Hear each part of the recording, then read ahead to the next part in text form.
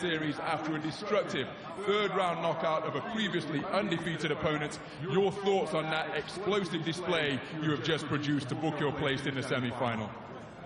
I'm here to dominate this tournament. You know, I'm sending a message out there to everybody that I'm coming. George Groves, get through your next fight with Jamie Cox so we can give the British public, the world, the boxing fans what they want to see, which is me and you in January. And we'll see what happens. I think it's going to be exactly the same what happened here tonight. I'm going out there to knock these guys out. I'm not playing anymore. So that is the next semi-final, George Groves and Jamie Cox. Just elaborate on what you just stated. Who do you think is going to win that semi-final? Any preference as to who you would rather face in the Final Four of the World Boxing Super Series? I've been trying to get a fight with Groves now for a few years. You know, he has a world title. He has the name. We have the history.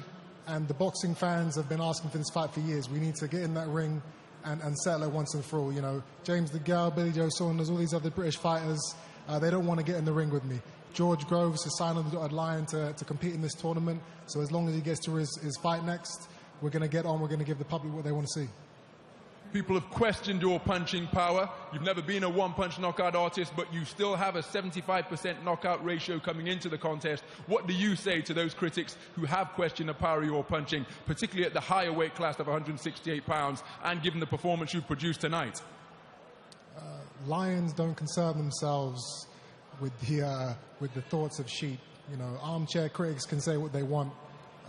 You know, if I don't have power, then I don't have power. I'm not there to prove anyone right or wrong. I'm here to get in there and give the public give the boxing fans what they want to see, which is exciting fights. Whether it's a knockout, whether it's a 12th round decision, whether it's, you know, a stoppage, I'm always going in there and giving 100% and giving the fans what they want to see. So you can't really ask for more.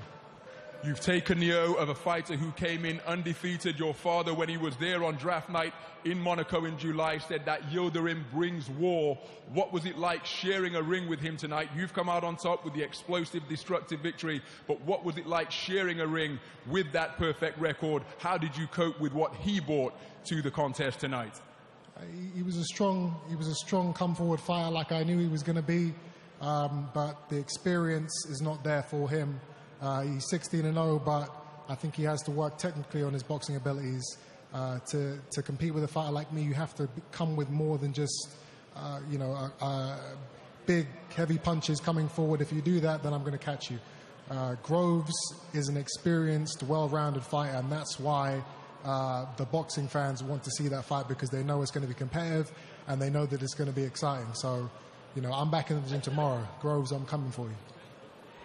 Well, we look forward to whoever you face in the semi-final. Congratulations on your victory tonight. And maybe I'll ask you the question. Will you be at Wembley Arena next week watching that semi-final? Well, I guess I have to. You know, these guys are in the tournament. They're the ones I'm going to be fighting, so I want to see up and close what they're made of. I know I have the beating of them, but yes, I will be there to make sure that they're towing the line.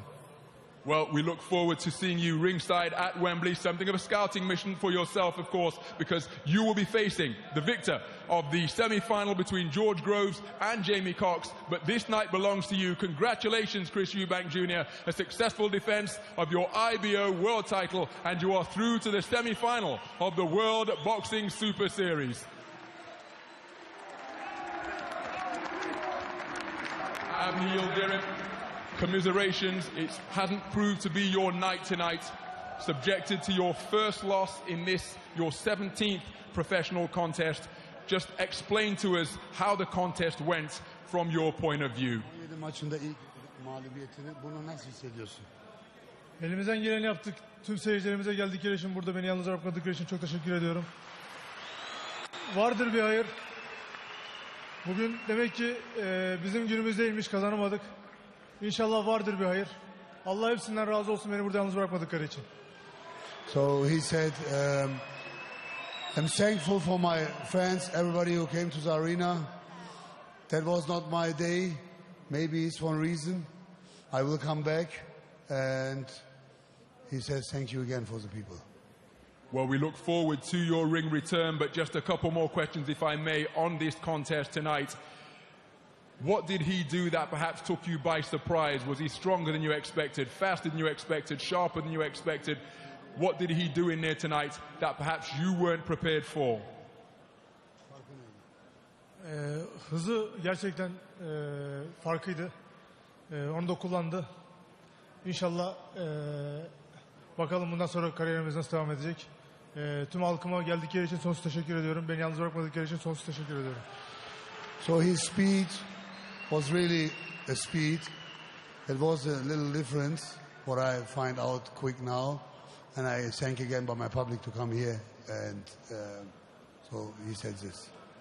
Well, we know you're immensely disappointed with the result tonight. We want to thank you for competing in the World Boxing Super Series. Just give us an idea, how do you go about the rebuilding process? When do you think you'll be in the ring again? And how do you go about fulfilling your immense potential and talent? Biraz dinleneceğiz.